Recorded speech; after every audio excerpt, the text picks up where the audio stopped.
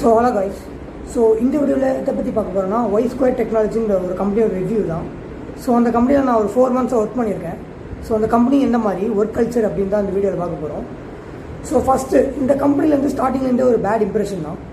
Because documents ப்ராப்பராக இல்லை, அதுக்கப்புறம் டெஸ்ட் என்வரான்மெண்ட்டும் ப்ராப்பராக இல்லை.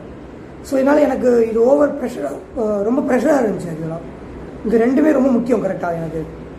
ஸோ இது இல்லாதனால இந்த கம்பெனியை விட்டு எப்படியாவது போயிடணும் அப்படின்னு ஒரு தாட்டு ஜாயின் பண்ணவொடனே கொடுக்க ஆரம்பிச்சிட்டானுங்க. ஜாயின் பண்ணக்கப்புறம் நான் வந்து கேடி வீடியோஸ் பார்க்க ஆரம்பித்தேன். ஸோ அதுக்கப்புறம் என்னாச்சுன்னா ஒரு சீனியர் கியூஏ இருக்காங்க. அவங்க வந்து நான் டூ வீக்ஸ்க்கு நான் டோட்டலாக அன்அவைலபிள், எனக்கு மேரேஜ், எனக்கு ஃபோன் அடிக்காதீங்க சம்திங் அந்த மாதிரி சொல்லிட்டாங்க வச்சுக்கோங்க. ஸோ அவங்க வந்து 2 weeksக்கு அவங்க அன்அவைலபிள்.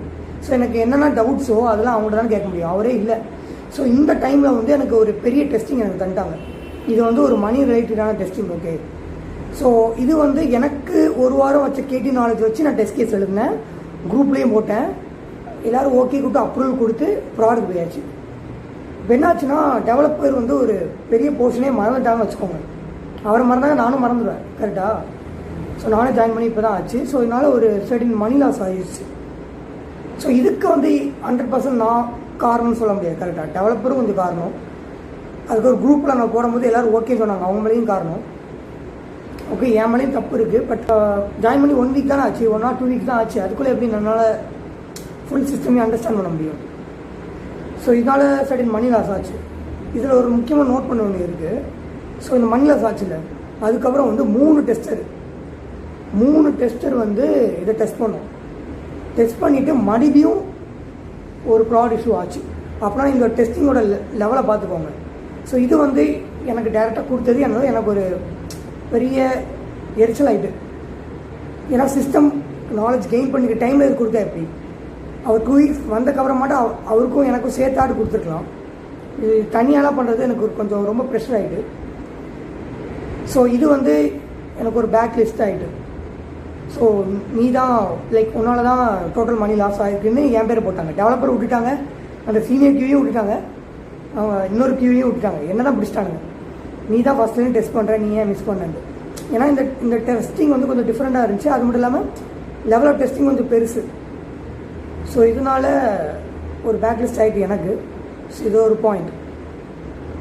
ஸோ அடுத்த பாயிண்ட் வந்து இன்னொரு டெஸ்டிங். ஓகே, இது வந்து ஒரு ஆப் டெஸ்டிங்கு. ஸோ இதில் வந்து நான் கம்ப்ளீட்டாக டெவ் என்வரான்மெண்ட்டை செக் பண்ணிட்டேன், எல்லாமே ஃபைனாக ஒர்க் ஆச்சு. ஓகே, ஸோ அதுக்கப்புறம் நான் சைன் அப் கொடுத்து ரிலாக்ஸாக இருந்துட்டு இருந்தோம். அதுக்கப்புறம் பார்த்தா ப்ராட் ஏபிகே செக் பண்ணுங்கன்னு எனக்கு கொடுத்தாங்க. அப்புறம் பார்த்தா டெவ்வில் ஒர்க் பண்ணது எதுவுமே ப்ராடில் ஒர்க் பண்ணல. எனக்கு செம எரிச்சல் ஆகிட்டு. ஏன்டா இப்போ தானே கஷ்டப்பட்டு எப்போவுமே ஒரு டெஸ்டிங் போகும்போது டெவ்வில் எல்லாமே ஒர்க் ஆகிட்டு சைன் அப் கொடுத்துட்டோம், அது அப்படியே ப்ராடில் ஒர்க் ஆகாத மாதிரி இவங்க வச்சுருக்காங்க. அப்போ என்ன பண்ணுறது, ஒரு கான்செப்டே ஆக்சுவலாக ப்ராடில் இருக்கும், ஒர்க் ஆகலை அந்த ஆப்புக்கு. ஸோ நான் வந்து இது குரூப்பில் போட்டிருந்தேன், இங்கே பாருங்கள் என்னத்தை நீங்கள் பண்ணியிருக்கீங்க, என்னத்தை கோடை இது மர்ச் பண்ணியிருக்கீங்க, சுத்தமாக இது ஒர்க் ஆக மாட்டேங்கி அப்படின்ட்டு. ஓகேயா.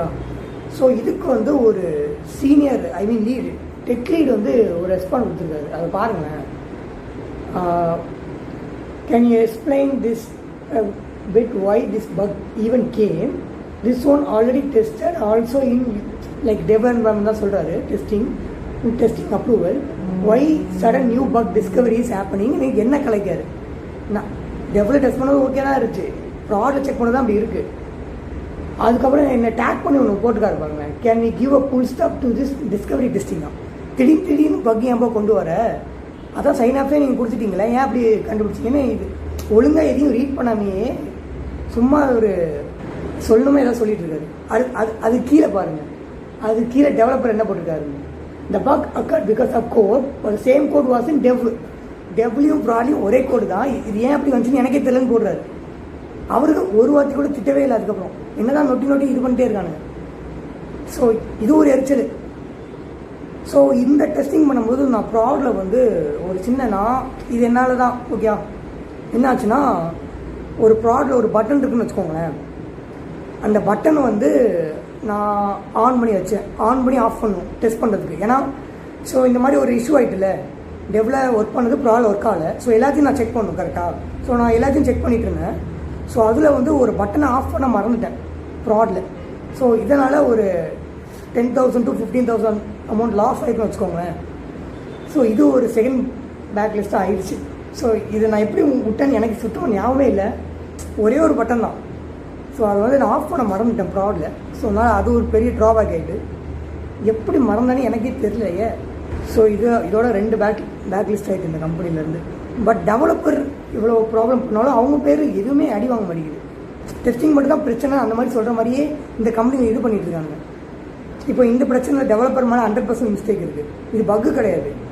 கோடே அவங்க ஒழுங்காக மெர்ஜ் பண்ணாமல் எதையோ அமைச்சு ப்ராட் காமிச்சிட்டு லைக் ப்ராட் ஏபிகே தந்திருக்காங்க. இப்போ யார் மேலே மிஸ்டேக் இது? டெவோட மிஸ்டேக் தானே. ஆனால் அவங்க மேலே ஒன்றுமே இல்லை, அப்படியே விட்டுட்டானுங்க. சரி, அடுத்தது வாங்க. அடுத்து இன்னொரு பிரச்சனை. இது வந்து இன்னொரு டெஸ்டிங்.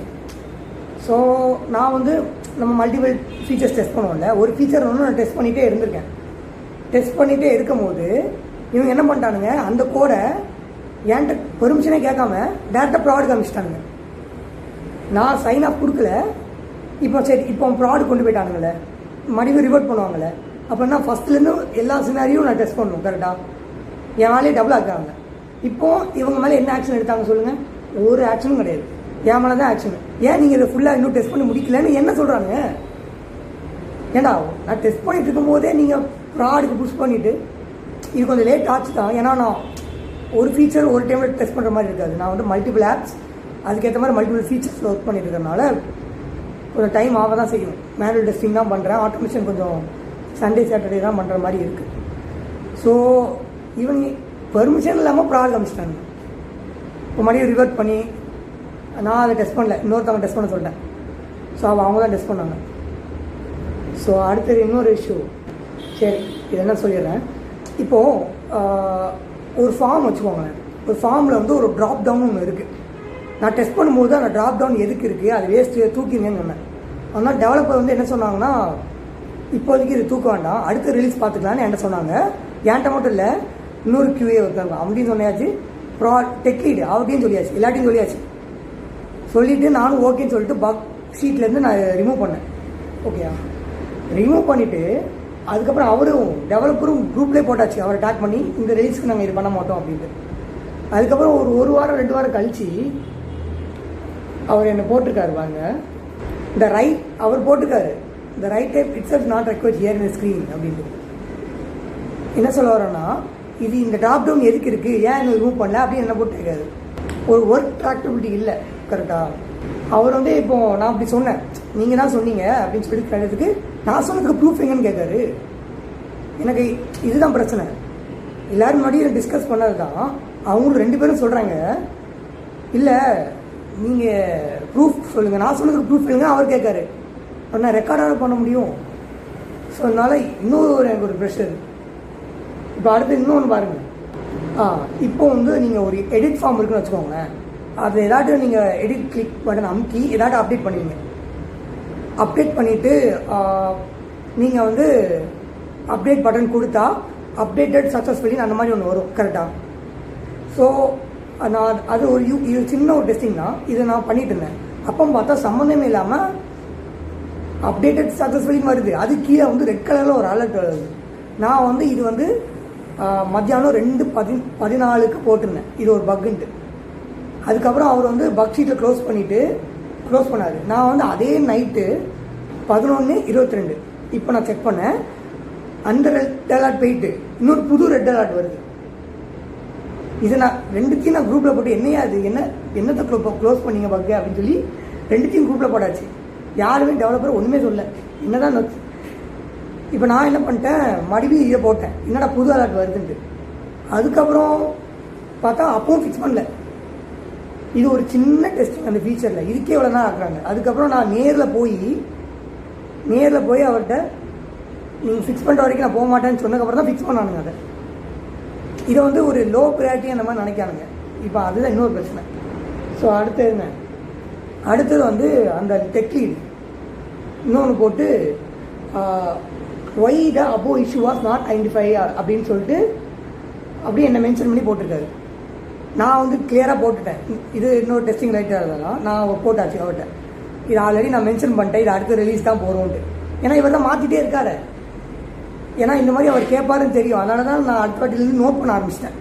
ஒரு ஷீட்டில் போட்டு ஒரு ஃபைலை கொடுத்தா ஃபுல்லாக ஒழுங்காகவே பார்க்க மாட்டேங்காங்க. டக்குன்னு இவங்களே ஒரு எக்ஸ்பர்ட் டெஸ்டிங் பண்ணும்போது இது இருக்கக்கூடாத ஏன் இருக்குன்னு அப்படின்னு சொல்லி என்ன டாக் பண்ணி ஒரு நெகட்டிவாகவே ப்ரொஜெக்ட் பண்ணிட்டு இருக்காங்க இந்த கம்பெனியில். ஐயோ ஆக்சுவலாக இந்த மாதிரி ஒரு பெரிய மூவியே எடுக்கலாம் இவங்களை பற்றி. ஒர்க் மேனேஜ்மெண்ட்டே இங்கே சரியில்லை, அதுதான் அந்த கம்பெனியில் ஒரு பெரிய ட்ராபேக். ஸோ ஒரு வாரத்தில் ஒன்று டிசைட் பண்ணி வச்சுட்டா அதுக்கப்புறம் 2 வாரம் கழிச்சு நீ இது சொல்லவே இல்லைன்னு சொல்கிறாங்க.